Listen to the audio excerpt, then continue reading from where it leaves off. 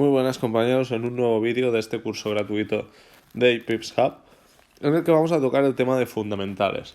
Es un tema bastante olvidado en el mundo del Forex, no es algo que se suele tocar mucho y a pesar de ello creo que tiene una importancia tremenda a la hora de tomar decisiones. No es... A veces lo que queremos con el análisis técnico es buscar este corto plazo, estar ahí en el momento, pero si no tenemos en cuenta los fundamentales, nos va a ser un poco más difícil tener en cuenta una visión global de lo que está pasando, ya no solo en tu par, sino una visión global del mercado, saber detectar mejor las direcciones del mercado y por supuesto las oportunidades pueden llegar a ser mucho mayores si tienes en cuenta este aspecto. Así que nada, dicho esto, quiero recordaros que tenéis link del broker de Instagram y del Telegram en la descripción, que podéis usar para hacerme cualquier pregunta, siempre estoy encantado de responder. Así que nada, vamos a empezar con ello y empezaremos hablando del Committee of Traders. Son unos datos muy importantes que se sacan cada semana, no voy a entrar en detalle con ellos porque hay un vídeo completo en YouTube de creo unos 40 minutos, así que si queréis verlo os lo recomiendo 100%. Pero aquí tenemos una tabla sencilla donde lo que vemos es las operaciones que está haciendo el dealer, las operaciones que están haciendo los institucionales y los fondos de inversión, lo que serían los leverage funds. También encontraríamos los non-reportable, que serían los real traders. Tenéis que tener en cuenta que esto es solo una muestra de todos los participantes que hay en el mercado. Evidentemente no tienen en cuenta todo el mercado, todos los dealers, ni todos los institucionales, ni todos los fondos, sino que es una muestra y que en teoría es representativa, aunque los datos siempre pueden variar, así que no es algo 100% fiable los datos que nos salen aquí, pero nos podemos hacer una idea. Ya os he dicho, no voy a entrar mucho en detalle, pero básicamente tenemos que entender que el dealer se dedica a hacer coberturas, así que por norma general ellos van a ir en contra de la tendencia principal del mercado. En este caso son datos del euro-dólar y os podéis fijar como los dealers están en mayor porcentaje en ventas. Lo más importante aquí es el interés abierto. Fijaros como un 46% de las posiciones, mantienen abiertas un 46% de las posiciones abiertas anteriormente de esta semana aún en ventas. Esto significa que la tendencia principal es en compras. Evidentemente, estas ventas tienen una repercusión en el mercado y muchas veces si vemos que han hecho grandes entradas, podemos esperar ciertas liquidaciones, podemos esperar ciertos engaños en el precio. Los institucionales. Aquí está muy simplificado, pero básicamente ellos operan a largo plazo, operan poco a poco, sin prisas, van añadiendo capital y operan la dirección a más largo plazo del precio. En este caso podemos ver que están en compras. Aún así, el precio está cayendo. Ellos evidentemente acumulan cuando el precio cae, eso ya lo hemos hablado, pero puede que caiga más. Que ellos estén comprando ahora mismo no significa que tenga que subir ya. En gran medida porque operan esto a largo plazo, pero sí que son inversores muy bien informados, por lo que ver lo que están haciendo nos puede ser y nos será de gran ayuda. Los fondos de inversión, los leverage, estos son fondos que operan, pues ya lo dice el nombre, con apalancamiento, más fondos de inversión, hedge funds, etcétera, que se dedican a especular en el mercado. Ellos sí que operan un poco más al corto plazo, y también tienen mucha información evidentemente del mercado, pero no diría que tienen la misma que los institucionales. Así que para entender un poco más qué puede hacer el precio a corto plazo, combinar lo que están haciendo los institucionales con lo que están haciendo los fondos, que siguen más esta tendencia a corto plazo, nos será de gran ayuda. Estos datos los podéis encontrar en la web que he dejado aquí abajo, tradingster.com, y es la web que yo considero que están mejor puestos y es más visual, aparte de que todo acompaña con gráficos, etcétera, que va muy bien para visualizar estos datos. Esta sería el primer aspecto fundamental que tendríamos en cuenta, y esto hay que tenerlo en cuenta cada semana. cada fin de semana nos ponemos ahí y miramos qué han hecho durante la semana anterior. También es interesante ver cómo esto ha afectado el precio. Es un detalle importante. La estacionalidad. Aquí lo que vemos es el comportamiento que suele tener el precio durante un periodo de tiempo, como indica aquí. Aquí básicamente lo que hacemos es coger, por ejemplo, los últimos 10 años, los últimos 5, y vemos cómo el precio se ha comportado de norma general durante esta época. Básicamente lo que hacen es ponderar en la época. Podemos ver el gráfico, no se ve muy bien, ha quedado un poco pixelada, pero se ve cómo toman durante un mes, que diría que es agosto, no lo tengo claro, bueno, un mes cualquiera, y vemos que este mes ha tenido una tendencia alcista. Voy a dibujarlo para que se vea bien esta fase. Esto no sé cuánto tiempo es, quizás son 5, quizás son 10 años, pero si vemos que hay una estacionalidad alcista, lo ideal, pues ¿qué es? Es hacer compras, porque por norma general esto va a subir. ¿Por qué esto afecta al precio? Pues es simple, a veces si estamos hablando de, por ejemplo, de la libra, el euro, quizá en una época exportan más un producto. Sobre todo esto también es mucho con acciones, por ejemplo las acciones de Apple, pues cuando sacan su producto, que se lo suelen sacar en, si no me equivoco, en octubre o en noviembre, esta época el precio tiende a subir. Bueno, pues tener en cuenta la estacionalidad nos ayudará muchísimo, pero lo que os digo, no os lo teméis a pie de la letra, porque quizá la estacionalidad nos dice que esto va a subir y en realidad esto acaba bajando, así que no tiene por qué ser 100% cierto. Es como todos los datos que vemos, que simplemente es una ayuda para nosotros poder tomar mejores decisiones. Las correlaciones. Este tema sí que es importantísimo. Aquí yo sí que tendría muy en cuenta el mercado, cómo se comporta unos y otros. Aquí ya veremos después en la siguiente diapositiva que hay dos fases de mercado, ya esto ya lo veremos, pero tenemos que entender que tanto las acciones como los bonos, como las materias primas o forex están relacionadas entre ellas. Ahora veremos cómo afectan cada una, pero siempre tened en cuenta esto de aquí. Aquí lo que veremos muchas veces es, por ejemplo, vamos a hacer el caso del DXY, el dólar, contra el eurodólar, que evidentemente es una correlación directa. Pues si nosotros vemos que el euro nos ha hecho un bajo más bajo, pero en cambio el dólar nos ha hecho un alto, aquí podemos tener una oportunidad aprovechando esta divergencia entre dos correlaciones que van bastante de la mano.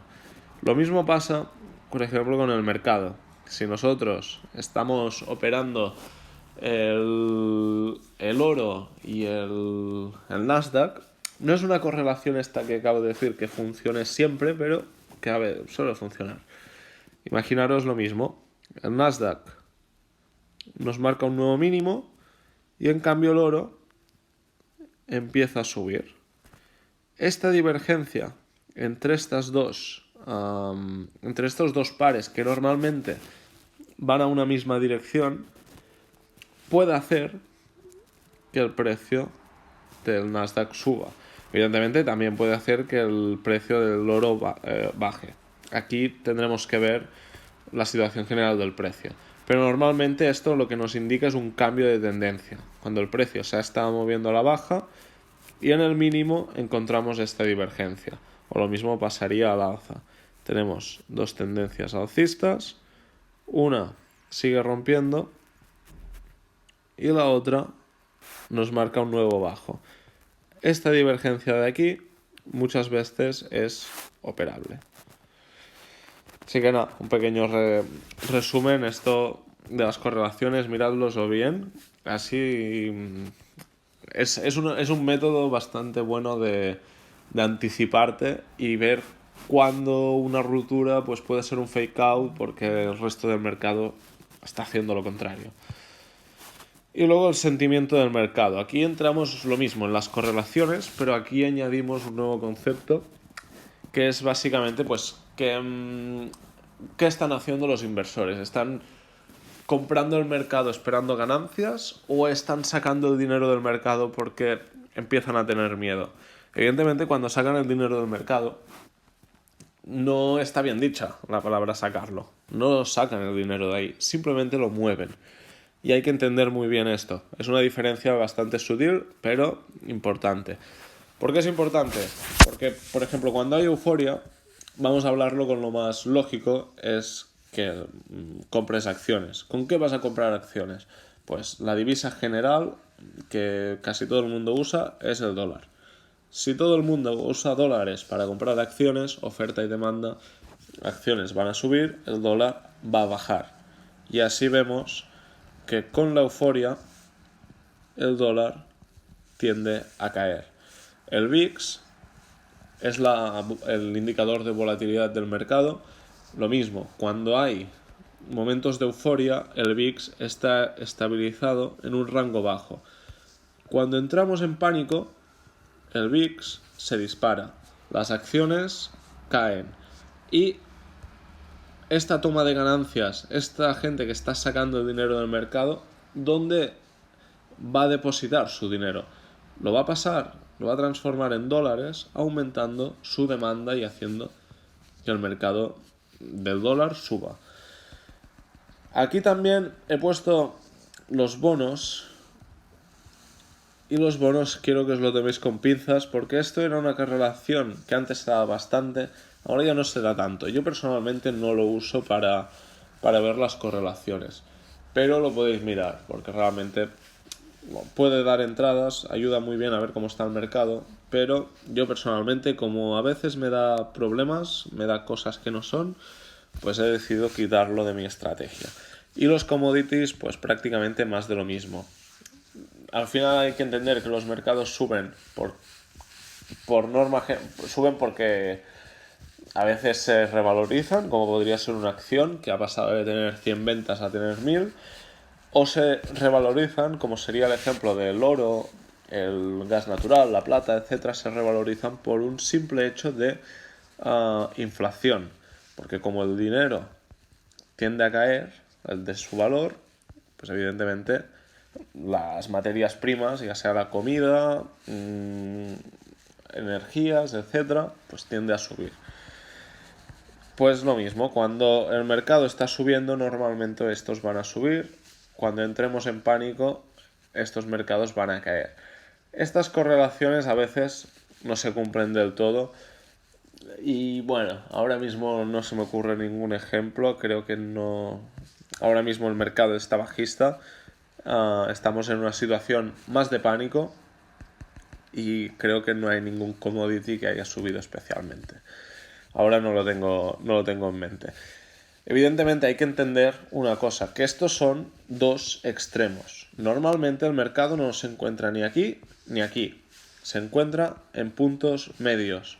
Y cuando entramos en momentos de pánico, momentos de euforia, aquí normalmente es cuando hay los engaños. Imaginaos que tenemos un mercado subiendo y se dispara muchísimo. Si aquí nos ha hecho un 100%, en un día nos hace un 100% más. Bueno, me lo invento, ¿eh?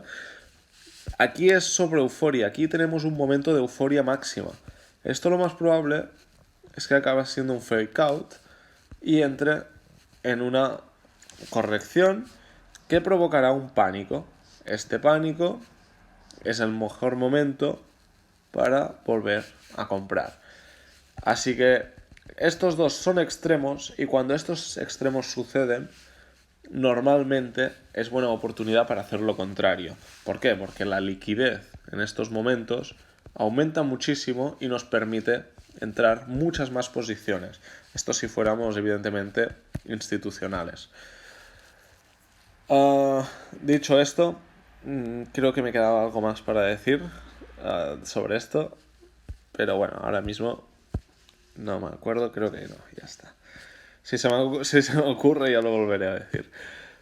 Y después tenemos datos macro. Hay muchísimos, podríamos tener en cuenta el PIB, datos de empleo, tal. Yo simplemente cojo los que afectan directamente al precio. No me interesa mucho si el PIB de un país sube, si el PIB baja, los datos de empleo y cosas por el estilo. No es algo de especial interés, evidentemente. Me interesa que haya empleo, que suba el PIB, que sea más productivo, etcétera, pero no lo tengo en cuenta para invertir. Porque no afecta directamente al precio. Se me ha escapado. Vale, lo que sí que tengo en cuenta son los tipos de interés, el precio del dinero. A mayor tipos de interés, mayor es el precio del dinero. Así que si estamos operando Forex y me lo invento porque ahora mismo no tengo en mente los datos de interés, de tipos de interés. Tenemos el euro contra el dólar.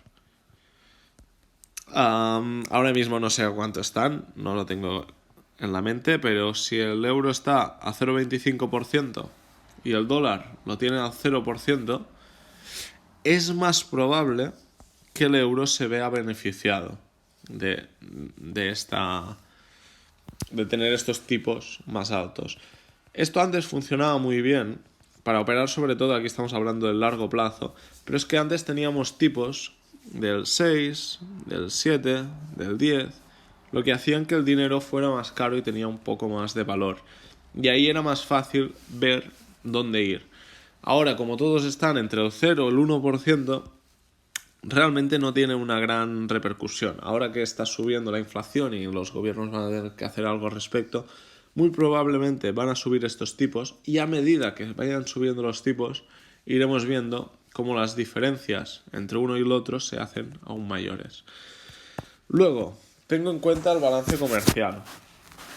Esto, ya os digo, lo miro de vez en cuando, no es algo que tenga siempre en cuenta, pero evidentemente si tenemos un balance comercial positivo, esto significa que importaciones, exportaciones o entrada de capital en las huchas, por decirlo de alguna manera, es mayor el capital que entra que el que sale. Esto es básico, oferta y demanda. Si nosotros nos demandan más euros, porque cada vez más hay más gente que quiere comprar productos europeos, como van a demandar más euros, el precio va a subir. ¿Por qué, por ejemplo, el dólar no tiene una inflación mucho mayor de la que debería tener? Porque medio mundo usa el dólar. Y ahora lo veremos, pero la oferta monetaria del dólar no para de subir. El balance comercial es negativo para Estados Unidos, pero aún así mucha gente usa dólares. Y como mucha gente usa dólares, al final lo que hacen es lo que se dice importar esta inflación a otros países que demandan estos dólares. La mayoría de veces estos países que los demandan también es porque sufren inflaciones enormes. Pero bueno, esto ya es otro tema. Así que si tenemos un balance comercial positivo, esto afectará favorablemente a largo plazo a la divisa. Aquí lo que podemos hacer es lo mismo. Vamos a seguir con el euro contra el dólar. Tenemos el euro que tiene un balance comercial positivo y el dólar negativo. Gracias a esta diferencia podemos predecir que el euro se va a comportar mejor a largo plazo que el dólar. Ya os digo, esto es a largo plazo, no es algo momentáneo. Y la oferta monetaria igual, a más oferta monetaria, más dinero en el mercado, así que no es que haya menos demanda, esto está mal dicho, sino que como la demanda por norma general se mantendrá más estable, voy a dibujarlo con un gráfico. Imaginaros que la demanda por la productividad que hay es esta. Si lo que nosotros hacemos es inflar esta oferta monetaria, haciéndolo subir desproporcionalmente, esta diferencia se va a notar haciendo que el valor de esta moneda vaya a caer. Es por eso que es muy probable que después del coronavirus y todo esto que ha pasado, donde se ha imprimido cantidades enormes de dinero, ya lo están comentando, de que la inflación, por ejemplo en España creo que es un 7% ahora mismo, en Estados Unidos igual, pues esta diferencia va a hacer que las monedas caigan, favoreciendo, por ejemplo, el oro, las acciones, quizá las criptomonedas, etc. Y nada, chicos, esto es todo por hoy. Al final se me ha hecho un poco más largo este vídeo de lo que pensaba, pero espero que os sea de utilidad. Y nada, nos vemos en el próximo vídeo. Espero vuestros comentarios sobre si os está gustando o no este pequeño curso que estamos haciendo. Un abrazo y